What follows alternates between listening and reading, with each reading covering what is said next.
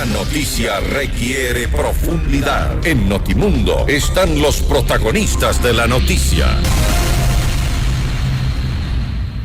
Así es, a esta hora estamos en línea directa con el abogado Darwin Pereira. Él es asambleísta y miembro de la Comisión de Educación de la Asamblea.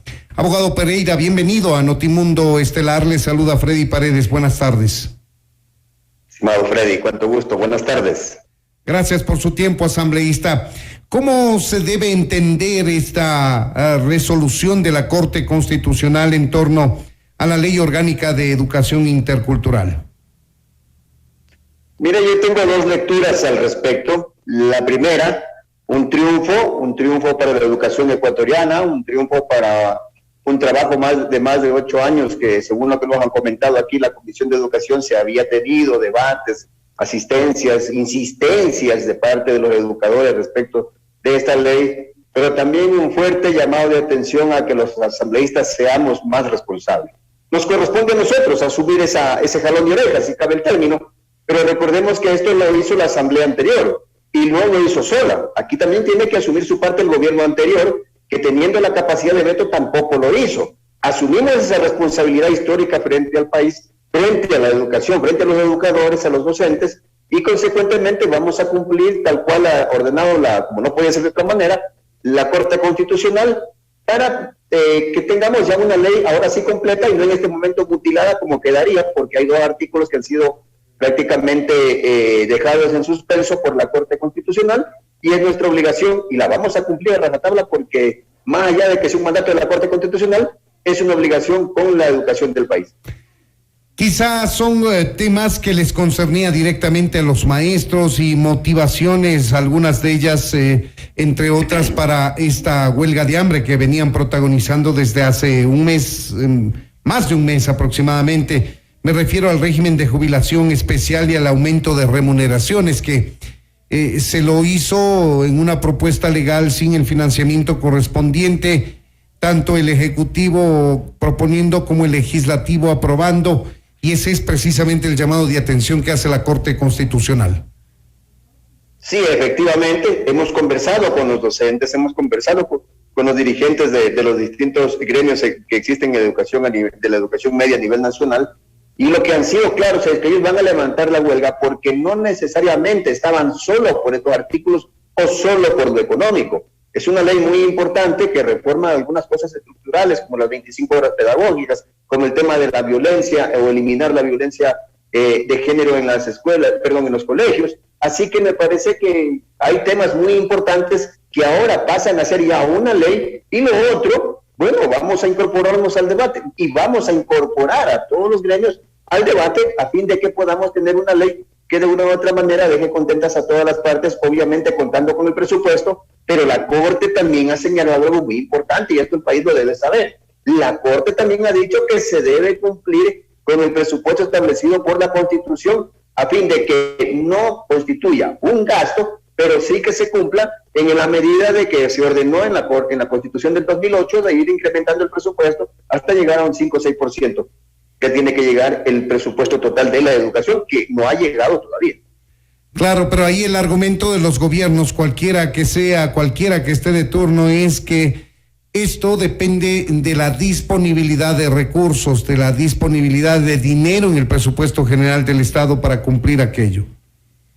Por supuesto, eso lo entendemos de sobremanera, ¿no? Pero creo que lo peor que puede pasar es que se disminuya el presupuesto, y que vayamos en reversa. Si ya se había avanzado, recordemos que el año pasado hubo una disminución del presupuesto general de la educación, es decir, no se podía hacer, y eso también era inconstitucional. Sin embargo, ahí los educadores, quizás que son la parte más delgada de esta cuerda, fue por donde se rompió y no hubo quien nos defienda. Así que ahora la Corte Constitucional deja claro de que eso no puede pasar, de que los gobiernos deben hacer un esfuerzo para que en los presupuestos esto se vaya incrementando. Me parece que somos de diálogo, podemos conversar. Usted puede ver, no se ha cumplido y no por eso los ejecutivos han ido a juicio político o han sido destituidos. Yo creo que esto es un tema de ponernos a dialogar al respecto, porque tampoco podemos, a pretexto de que no hay presupuesto, mañana quedarnos sin médicos o mañana quedarnos sin docentes. Así es, asambleísta. Estamos dialogando con el asambleísta Darwin Pereira. Él es miembro de la Comisión de Educación, precisamente, que trabajó en En el informe que finalmente pasó a debate y aprobó el Pleno de la Asamblea, la anterior, por cierto, el anterior periodo legislativo, de la Ley Orgánica de Educación Intercultural. Revisemos de manera general, al menos, asambleísta Pereira, los puntos que contiene esta ley que son importantes y que ya son ley con el pronunciamiento de la Corte Constitucional, salvo el tema de reivindicaciones salariales y jubilares de los maestros. Mire, usted tiene ahí ahora mismo aprobado ya por esta ley, porque deja de ser inconstitucional, deja de estar suspendida, ya en este momento le han dado vía libre, excepto esos 2 artículos que usted mismo ha mencionado. Tenemos una educación inclusiva, libre y sin el tipo de violencia, que era una de las cosas que quizás de avanzada que tenía en la Constitución, de eliminar la violencia de género en las escuelas y colegios. Pero eso es declarativo. ¿Cómo se aterriza eso en la práctica, asambleísta Pereira? Con el control de las autoridades, porque ahora es mandatorio. Antes era declarativo, antes era una aspiración, ahora es declaratorio, porque este es un problema que fue haciéndose más frecuente en muchas escuelas, el tema de los acosos, el tema de los docentes que eran defendidos muchas veces porque decían que ellos no han incurrido en estos temas. Usted tiene ahora mismo una corte que también le dice que tiene que cumplirse las 25 horas pedagógicas para los docentes, que ahora mismo están trabajando mucho más de eso, a pesar de que estamos en teletrabajo. Entonces los docentes habían reclamado sobre este tema de que eran de una u otra manera discriminados respecto de la cantidad de horas que ellos trabajaban, porque no solamente lo hacen en un aula de clases, sino que al final del día tienen que revisar trabajos, tienen que hacer otras cosas complementarias que les quita también tiempo en sus casas, ¿no? La reapertura de las escuelas cerradas, que era un tema que estaba reclamándose que se lo había logrado conseguir en esta ley, que ahora sí va a ser una realidad por mandato legal. Específicamente las escuelas ubicadas en las zonas rurales, cerca de las comunidades. En las zonas rurales. Yo diría que aquí no necesariamente hay que ponernos extremistas y decir que tienen que abrirse todas. Quizás muchas tuvieron razón de cerrarse, pero algunas, o mejor dicho muchas, yo creo que no tenían que haberse cerrado. Yo conozco, por ejemplo, San Francisco, en Las Lajas, un cantón rural de la provincia del Oro, en lo que los niños tienen que caminar de 1 a 2 horas para llegar a la escuela, porque cerraron todas las escuelas de los sitios y dejaron solo la escuela del Milenio, que estaba en la cabecera cantonal. Eso obviamente pues era ser indolentes con los niños, y eso provocó mucha deserción escolar. Es un tema que se ha logrado ganar con esta ley, y yo creo que este es un tema que los docentes ahora mismo se lo alzan como un triunfo. Sigamos con el tema de las escuelas. Permítame hacerle una consulta, claro, respecto al tema. Si se vuelven a abrir las escuelas comunitarias de las zonas rurales, muchas de ellas unidocentes, que venían funcionando antes del gobierno de Rafael Correa, y que en ese gobierno tomó la decisión de cerrarlas. Digo, si se abren esas, que son alrededor de 900 a 1000 escuelas a nivel nacional, ¿qué va a pasar con las denominadas escuelas del milenio, que fueron construidas en zonas rurales también para suplir precisamente a las pequeñas escuelas comunitarias? Bueno, mire, ese es un tema que nos tendrá que de una u otra manera presentar un proyecto, algún programa de qué va a hacer con esas escuelas el Ministerio de Educación.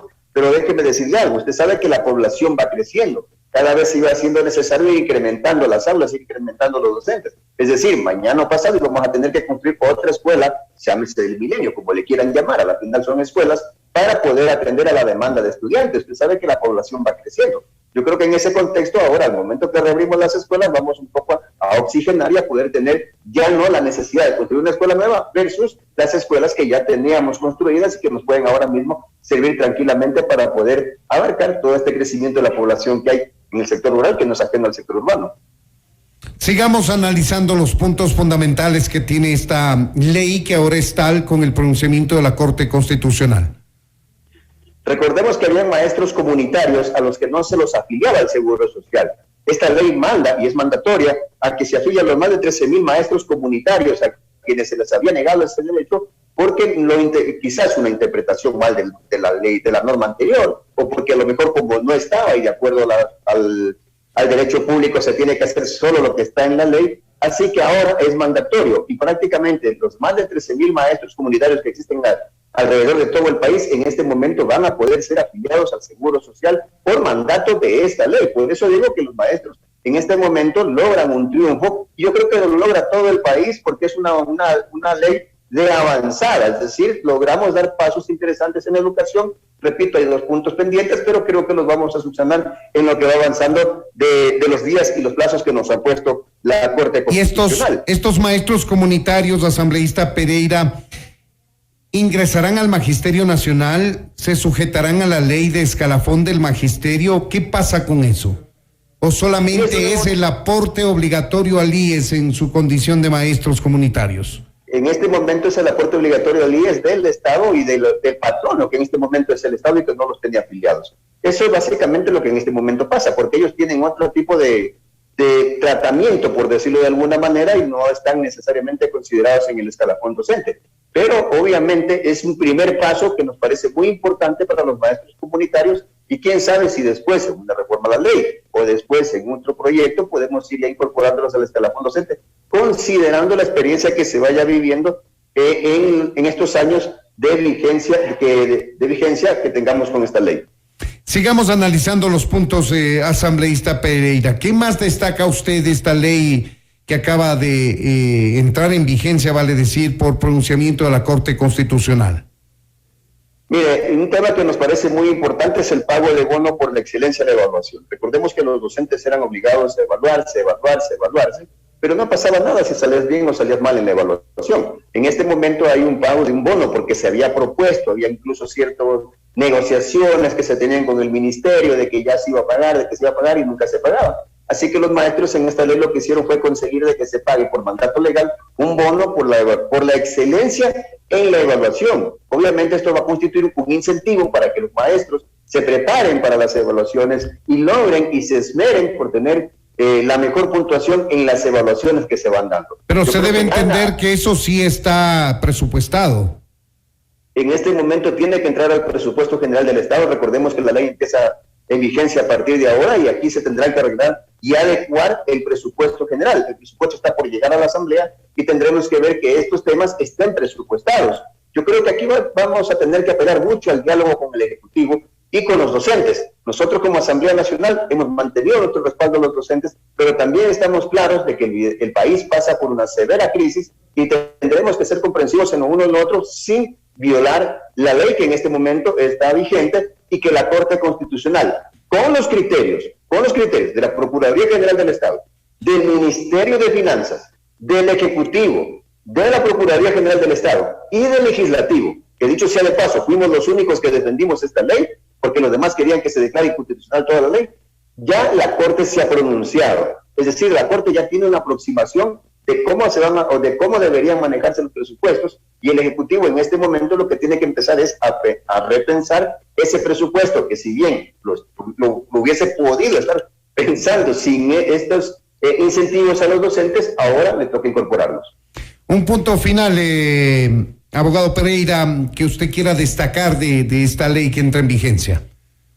Es el derecho a 30 días consecutivos de vacaciones. Recordemos que los docentes no necesariamente gozaban de 30 días consecutivos de vacaciones y ahora mismo sí lo pueden hacer, y así que van a tener ese derecho, no por el hecho de ser docentes o por el hecho de tener que cumplir cargas horarias, tenías que dividirle las vacaciones o prohibirle que no se vayan. La ley no contemplaba esto anteriormente, hoy contempla de que... Pero en la práctica no tenían más vacaciones que el resto de servidores públicos, tomando en cuenta que los jóvenes, los niños de escuela, de colegio, de inicial, también tienen un periodo largo de vacaciones superior a un mes inclusive.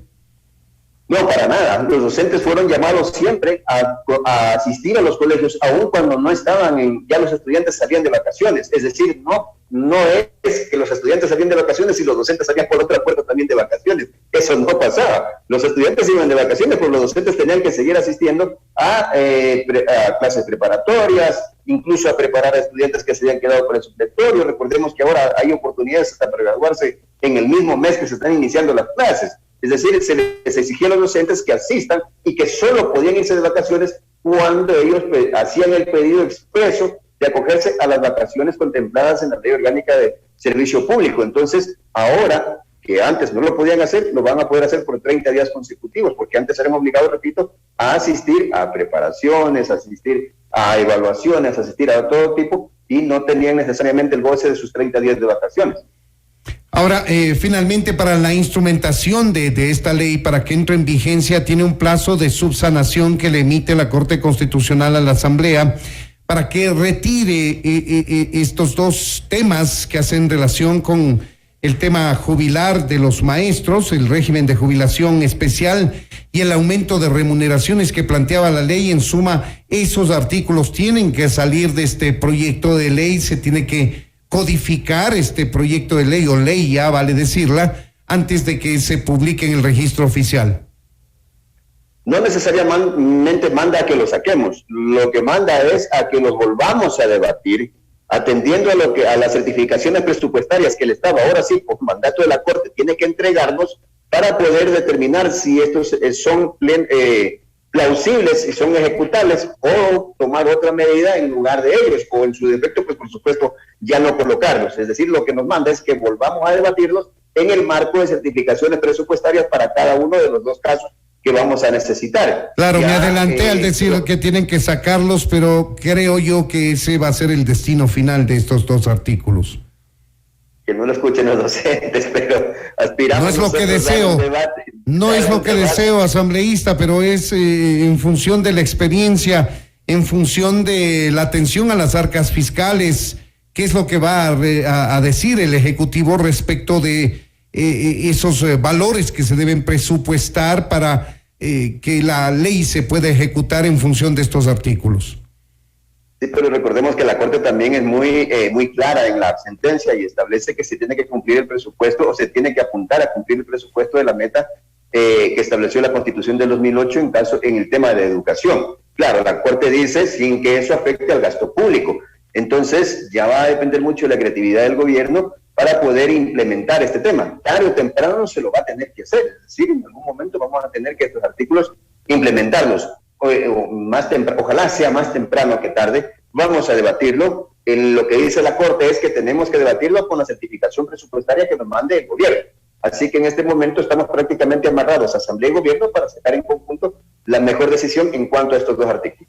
Pues bien, ahí tienen ustedes, amigos oyentes. Queremos agradecer al abogado Darwin Pereira. Él es asambleísta, miembro de la Comisión de Educación, hablándonos precisamente del pronunciamiento de la Corte Constitucional respecto de la Ley Orgánica de Educación Intercultural, que ha sido motivo de un pronunciamiento de la Corte y que excluye los temas relacionados a la jubilación especial, al régimen de jubilación especial de los maestros y el aumento de la remuneración, motivo seguramente de un nuevo debate. Vamos a ver cómo lo resuelve el Ejecutivo y el Legislativo este tema. Abogado Pereira, muchas gracias por habernos atendido. A ustedes, muchas gracias, muy amable. Buenas tardes. Buenas tardes también. Esto es Notimundo, amigos, siempre bien informados.